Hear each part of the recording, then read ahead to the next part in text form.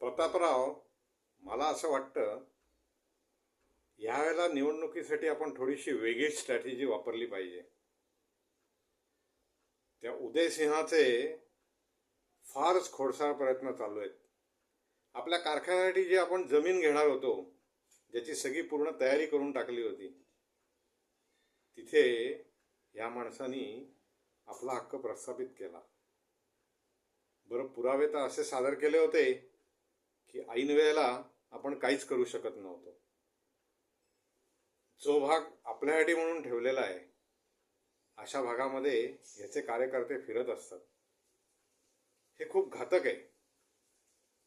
मला असं वाटतं आपण तिकडल्या काही आघाड्या आहेत यांच्याशी अगोदरच चर्चा केली पाहिजे, त्यांना विश्वासात घेतलं पाहिजे आणि त्यानुसार आपली पुढची सगळी योजना केली पाहिजे.